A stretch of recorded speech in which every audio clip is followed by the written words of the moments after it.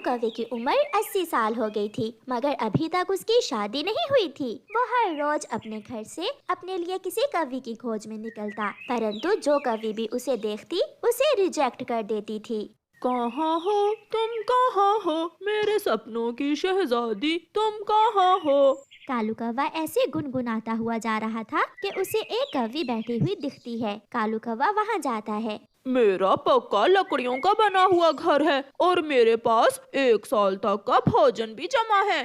मुझे तेज हवा में उड़ना भी आता है और मैं जंगल में सबसे शक्तिशाली हूँ। कौवे, तुम ये सब मुझे क्यों बता रहे हो? अभी तक कंवारा हूँ, क्या तुम मुझसे शादी करोगी?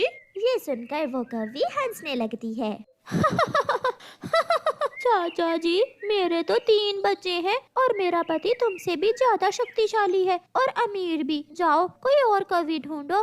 निराश होकर कालू कौवा वहाँ से चला जाता है और सारा दिन थक हार कर वापस घर आ जाता है। तुम बहुत हैंडसम हो। तुम्हारे जैसे कौवे की खोज में तो मैं कब से फिर रही हूँ, मगर तुम्हारी चोंच थोड़ी बड़ी है। मुझे तो छोटी चोंच वाले कौवे पसंद है। कटवा दूंगा, मैं अपनी आधी चोंच लोहार से कटवा दूंगा, मैं कटवा दूंगा। ऐसे शोर करता हुआ कालू कौवा नींद से जाग जाता है। फिर वही सपना, ये तो सपना था, ना जाने सपने सच्चे क्यों नहीं होते। मेरा तो इन सपनों से विश्वास ही उठ गया है। जो भी सपना आता है सब झूठ होता है। आखिरकार कालू कौवे की किस्मत जाग जाती है। एक कवि उसे पसंद कर लेती है। मेरा नाम गौरी है और मैं हर रोज इसी झरने पर आती हूँ। मैं कालू हूँ, उम्र थोड़ी ज्यादा है। वो ऐसा है ना कि तुम बहुत देर से मिली हो। मैं कब से तुम्हारे जैसी सुंदर कवि की खोज में था। क्या तुम मुझसे शादी करोगी? उम्र से क्या लेना देना? अगर तुम मुझे सोने के झुमके ला कर दोगे तो मैं तुमसे शादी कर लूंगी। पक्का? सच बताओ, अगर मैं तुम्हें सोने के झुमके ला दूं तो तुम करोगी शादी मुझसे? हाँ, क्यों नहीं। मुझे बचपन से ही सोने के झुमके लेने का बहुत शौक है। तो फिर तुम शादी की तैयारी करो, मैं 1-2 दिन में ही सोने के झुमके ला दूंगा तुम्हें। कालू कौवा आज बहुत खुश था। वो खुशी खुशी वापस जा रहा था और सोच रहा था कि अब उस कवि के लिए सोने के झुमके कहाँ से लाए। कालू कौवा चिड़िया के पास जाता है। चिड़िया चिड़िया, बधाई हो, मुझे कवि मिल गई है। मुझे शादी करने के लिए एक बहुत ही सुंदर कवि मिल गई है। कौवे भैया, ये तो बहुत खुशी की बात है। वो कवि कहाँ रहती है? वो झरने के पास रहती है। चिड़िया, मैंने उस कवि के लिए सोने के झुमके बनवाने हैं। क्या तुम्हारे पास कोई अच्छा सा डिजाइन है? मैं सोच रहा हूँ कि ऐसे झुमके बनवाऊं जो मेरी होने वाली पत्नी को देखते ही पसंद आ जाएं। कौवे भैया, तुम तो जानते हो मेरे पास ये सब कहाँ से आएगा। हाँ, लूसी कबूतरी के पास है सोने के झुमके। तुम उसका डिजाइन देख लो, हो सकता है वो तुम्हें पसंद आ जाए। ये सुनकर कौवा खुश हो जाता है। मैं अभी जाता हूँ, मैं अभी लूसी कबूतरी के पास जाता हूँ। फिर कालू कौवा लूसी कबूतरी के घर जाता है। लूसी, मुझे चिड़िया ने बताया है तुम्हारे पास सोने के झुमके हैं। मैं वो डिजाइन देखना चाहता हूँ। क्या कौवे भैया, शादी तो नहीं करने वाले तुम? हाँ हाँ, कल मुझे एक कवि ने पसंद कर लिया है। मैं उसके लिए सोने के झुमके बनवाना चाहता हूँ। फिर लूसी अलमारी से अपने सोने के झुमके निकालकर कालू कौवे को दिखाती है। ये झुमके तो बहुत सुंदर हैं। मैं भी अपनी होने वाली गोरी कवि पत्नी के लिए ऐसे ही झुमके तैयार करवा लेता हूँ। उसे ये डिजाइन जरूर पसंद आएगा। कालू कौवा अपने घर चला जाता है और जाकर सोचने लगता है कि कैसे लूसी के झुमके चोरी करे। दूसरे दिन कौवा नदी किनारे बैठा हुआ था कि कबूतर और कबूतरी कहीं जा रहे थे। कौवा उनसे पूछता है, कबूतर और कबूतरी, तुम कहाँ जा रहे हो? यार कौवे, मेरी बहन कई दिनों से बीमार है, हम उसे देखने जा रहे हैं। शाम तक आ जाओगे क्या? नहीं कालू भैया, अगर शाम हो गई तो हम कल आएंगे। सफर दूर का है, हम थक जाएंगे ऐसे। हाँ हाँ, वैसे भी आजकल के हालात ठीक नहीं हैं। शाम होते ही डाकू पक्षी लूटने लगते हैं। कबूतर और कबूतरी चले जाते हैं और कौवा उछलने लगता है। लूसी के कानों में झुमके नहीं थे, इसका मतलब वो झुमके घर में रख कर जा रही है। जैसे ही रात होती है, कालू कौवा लूसी कबूतरी के घर जाता है और खिड़की के रास्ते वो घर के अंदर घुस जाता है। कहाँ है वो अलमारी? हाँ, वो रही। कौवा कबूतरी की अलमारी खोलता है और उसके झुमके उठा लेता है और वहाँ से भाग जाता है। वो अपने घर जाकर झुमके एक संदूक में छुपा देता है और सो जाता है। दूसरे दिन कबूतर और कबूतरी भी आ जाते हैं। अलमारी में अपने झुमके ना देखकर लूसी कबूतरी रोने लग जाती है। पति जी, मेरे झुमके, मेरे सोने के झुमके अलमारी में नहीं हैं।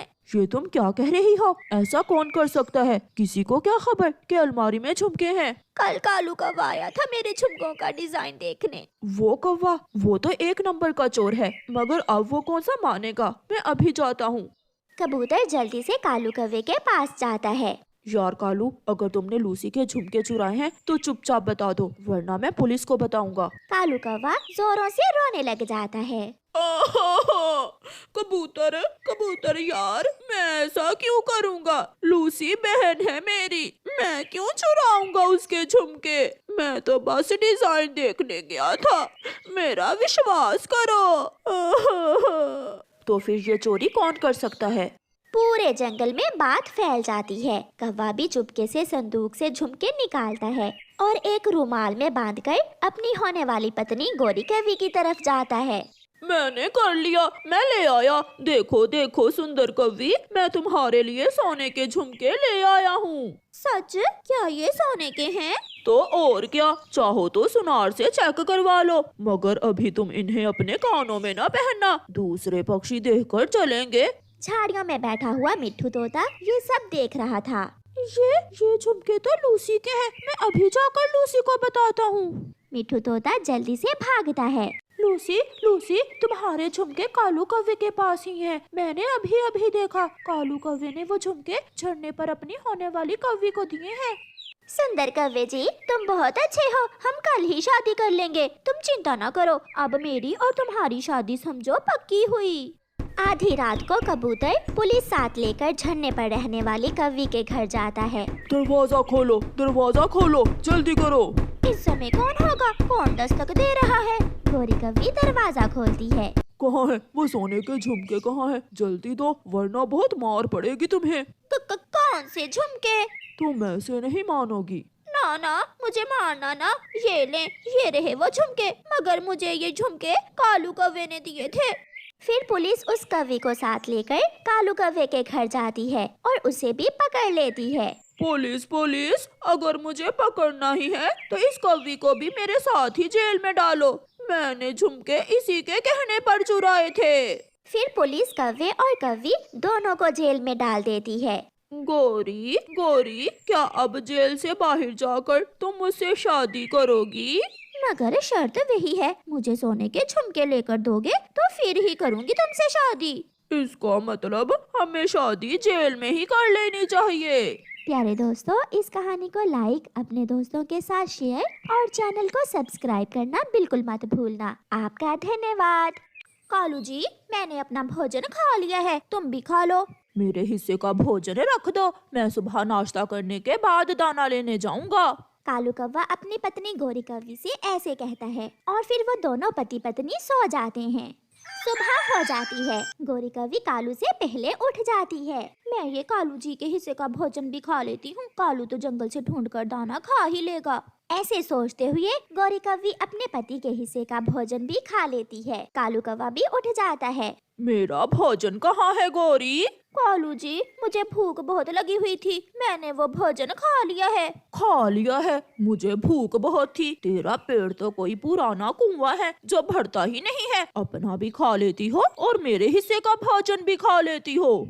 वाह जी वाह, शक्ल देखी है अपनी बुड्ढे। सभी के पति अपनी पत्नियों के लिए भोजन लेकर आते हैं, तुम तो मुझे खाता हुआ देख ही नहीं सकते। मैं बुढ़ा हूँ तो तू भी जवान नहीं है, तेरे पंख भी सफेद होने लगे हैं। ऐसा कहते हुए कालू कौवा घर से निकल जाता है। गोरी कौवी नदी के पास एक पेड़ पर बैठी हुई थी। नदी के पास तोता और तोती भी बैठे हुए थे। तू मेरी तोती, सुंदर सी तोती, तू मेरा तोता, सुंदर सा तोता। हरियाली, लो ये अमरूद तुम खा लो। नहीं नहीं पति जी, मेरा पेट भर गया है। गौरी कव्वी तोते और तोती को प्यार से बातें करता हुआ देखकर जल जाती है। एक मेरा पति कालू है कि कभी मुझसे ऐसे प्यार से बातें नहीं करता, और ये तोता इस बड़ी चोंच वाली तोती से कैसे प्यार भरी बातें कर रहा है। मिठू जी, मैं घर जा रही हूँ, आप भी जल्दी घर आ जाना, और हाँ, आते हुए मेरे लिए गुलाबी रंग की लिपस्टिक लेते आना। हरियाली तोती वहाँ से चली जाती है। गौरी कव्वी तोते के पास आती है। मिठू, मेरे प्यारे भाई, तू इतना सुंदर है, और तेरी ये पत्नी, इसकी चोंच देखी है कितनी बुरी है। तू जवान और वो बुढ़ी तोती है। गौरी, जो भी है तो वो मेरी पत्नी ना। चंबेली तोती मेरी सहेली है, उसके पंख लाल रंग के हैं। अगर तुम कहो तो मैं तुम्हारी बात करवा सकती हूँ उस तोती से। ऐसा कहते हुए गौरी कव्वी वहाँ से चली जाती है और तोता सोचों में गुम हो जाता है। मिठू जी, मेरी लिपस्टिक लाए हो क्या? तुम्हारे खर्चे मैं नहीं पूरे कर सकता, अपनी माँ से कहो वो लाए तुम्हारे लिए गुलाबी लिपस्टिक। वैसे भी तुम्हारी चोंच जितनी बड़ी है, लिपस्टिक लगाकर भी चुड़ैल ही लगती हो तुम। मिठू जी, ये तुम कैसी बातें कर रहे हो? हरियाली, मैं अब और तुम्हारे साथ नहीं रह सकता। जाओ, तुम अपनी माँ के पास चली जाओ। अगर मैं चली गई तो कोई दूसरी तोती तुम्हारी बात नहीं पूछेगी। जाओ जाओ, तुम मेरी जान छोड़ दो। हरियाली गुस्से में अपनी माँ के घर चली जाती है। मिठू एक अच्छा तोता था, मगर था तो एक मर्द तोता। वो गौरी कव्वी की बातों में आ जाता है और चंबेली तोती के ख्वाब देखने लगता है। हरियाली तोती को रास्ते में गौरी कव्वी मिलती है। हरियाली, कहाँ जा रही हो? मिठू ने मुझे घर से निकाल दिया है। हरियाली, आजकल मिठू किसी चंबेली तोती के पीछे लगा हुआ है। कल मैंने उसे उस लाल रंग की तोती से बातें करते हुए भी देखा था। मैं भी अब अपनी माँ के घर में ही रहूंगी। जब तक मिठू की अकल ठिकाने नहीं आ जाती, मैं वापस नहीं आऊंगी। हरियाली चली जाती है। वाह रे गौरी, एक ही दिन में पति और पत्नी की लड़ाई करवा दी। बहुत सुकून मिलता है मुझे जब ऐसे पक्षियों की आपस में लड़ाई होती है।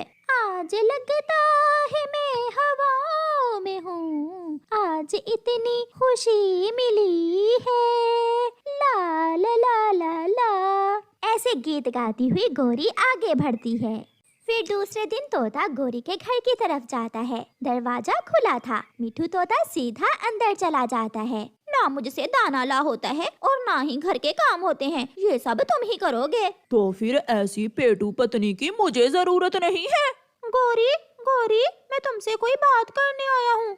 चुप कर जाओ ए मिठू, अभी मेरा मूड ठीक नहीं है। काली शक्ल वाली, कब तू मरेगी और कब मेरी जान छोड़ेगी? अगर मैं काली हूँ तो तू? तोता फिर से बोलता है। गौरी, मैं चंबेली से मिलना चाहता हूँ। कौन? तेरी माँ चंबेली? चल भाग यहाँ से। मैंने एक बार कहा ना कि मेरा मूड ठीक नहीं है। वही चंबेली जिसकी बात कल तुमने नदी पर मुझसे की थी। मैंने तो अपनी पत्नी को भी घर से निकाल दिया है। एक बार कहा ना, भाग यहाँ से, चल भाग। शर्मिंदा होकर मिठू तोता वहाँ से चला जाता है। ये गौरी की बच्ची ने मुझसे क्या करवा दिया? मेरा हंसता बसता हुआ घर मेरे ही हाथों से उजाड़ दिया। बुरा किया, मैंने बहुत बुरा किया हरियाली को घर से निकाल कर। मिठू तोता ऐसे सोचते हुए चिड़िया की तरफ जाता है। मिठू तोता चिड़िया को सारी बात बताता है। चिड़िया, मैं गौरी कव्वी की बातों में आ गया था। तुम किसी तरह मेरी हरियाली मुझे ला दो। उस गंदी कव्वी ने मेरी और हरियाली की लड़ाई करवा दी। मिठू, तुम्हें गौरी की बातों में नहीं आना चाहिए था। अब तुम चलो मेरे साथ, मैं जाकर बात करती हूँ हरियाली से। फिर चिड़िया और मिठू वहाँ से उड़ते हैं। रास्ते से मिठू तोता अपनी पत्नी के लिए लिपस्टिक लेता है और मिठाई लेता है। तुम यहाँ क्यों आए हो? जाओ उस चंबेली तोती के पास जाओ, मुझे गौरी कव्वी ने सब बता दिया है। हरियाली, शांत हो जाओ। ये सारा किया धरा उस गौरी का ही तो है। उसने तुम दोनों में लड़ाई करवाने के लिए मिठू से भी झूठ बोला और तुमसे भी झूठ बोला। तेरी कसम हरियाली, मैं किसी चंबेली तोती को नहीं जानता। गौरी ने हमारी लड़ाई करवाने के लिए ये सारी कहानी बनाई है। ये ले, मैं आपके लिए लिपस्टिक भी लेकर आया हूँ। फिर हरियाली तोती मान जाती है और मिठू के साथ चली जाती है।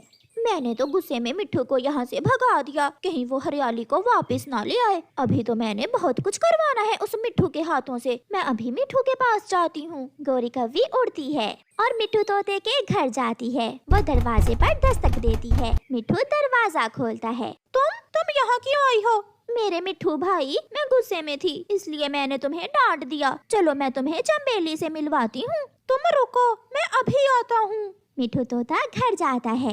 हरियाली, गोरी आई है, उसे उसके किए की सजा देने का वक्त आ गया है। फिर हरियाली तोती और मिठू तोता डंडा उठा लेते हैं और घर से बाहर जाते हैं। तोते, तुम क्या करने वाले हो?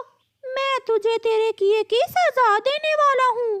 फिर गोरी कव्वी आगे आगे और तोता और तोती पीछे पीछे। ऐसे तोता और तोती गोरी कव्वी को पूरे जंगल की सैर करवाते हैं और उसे पकड़कर उसकी खूब पिटाई करते हैं। ऐसे गोरी कव्वी को उसके किए की सजा मिलती है।